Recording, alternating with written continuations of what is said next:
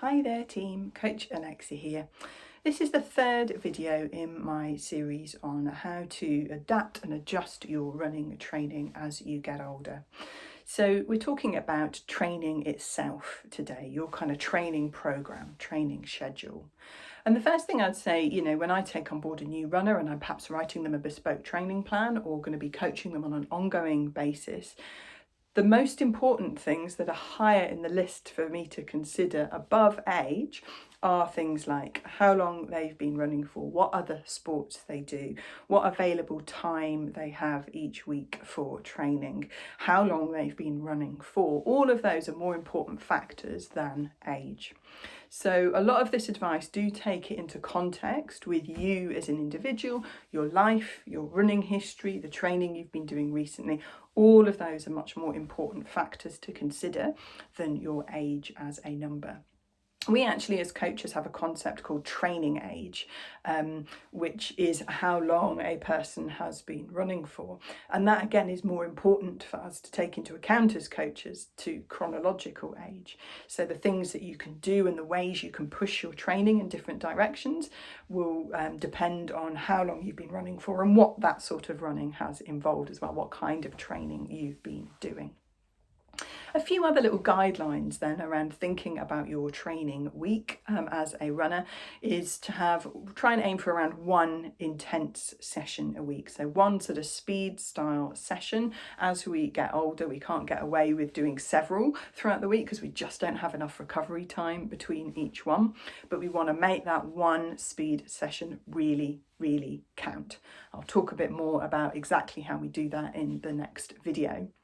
But we want to really kind of focus and get the most out of that speed session. We're not kind of doing reasonable effort, not that low, not that high the whole time. One really good one in a week. You also want to make sure you're building in enough rest days and recovery weeks. So as I mentioned in the first video in this series, it does take us a little bit longer to recover between sessions, just gradually as we go through the decades. So we want to make sure that we're giving ourselves enough recovery time between each run. So you might need to add an extra rest day in or swap a run out for some cross training. And as with everybody, my advice would be a recovery week every 3 or 4 weeks where the mileage, the intensity, and maybe even the frequency of the runs in the week drops back. Think about building in distance and speed nice and gradually. Again, we take a little bit longer to adapt to that training stimulus as we gradually get older. So even more important to very carefully plan how we're increasing distance or speed or the frequency of the runs each week. Again, rule of thumb for everybody, but even more important as we get older, don't mess around with more than one of those things at once, otherwise overload will be your friend. Loading is still the biggest injury risk across all age brackets of running, so that is how quickly are we ramping up distance, intensity, which is speed, and frequency of running. So we just need to be even more careful with how we're adjusting that and listening to our body as well. So we can perhaps use metrics like our resting heart rate. Does that recover quickly? Is our resting heart rate, as a baseline when we get up in the morning the same, or is it creeping up a bit? If it is creeping up, is that due to stress, you coming down with the cold, or is that a little bit of a sign that we might be overdoing the training? Are you bouncing back? Are you fully recovered and feeling fit and fresh again before the next run? Or is the previous one still lingering in your body or your legs? If not, if you've still got that lingering fatigue, then maybe thinking about adding an extra rest day in. And I've talked about this before more generally, not specifically for older runners, but think about the purpose behind each run.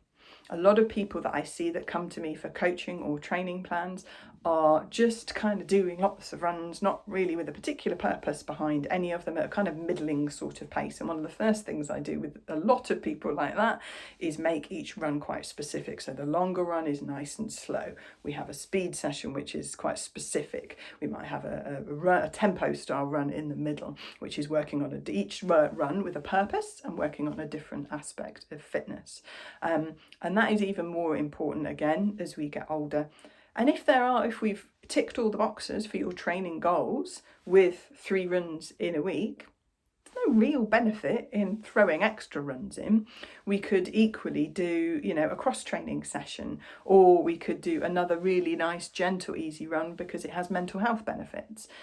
So think about the specific goals behind each run, and make sure you leave enough time in for the rest days, for the strength training, for any cross training if you need to as well. I'm going to talk in the next video a little bit more specifically about speed sessions, so take a look there for any questions you have about that one really good quality speed session a week. Let me know any questions.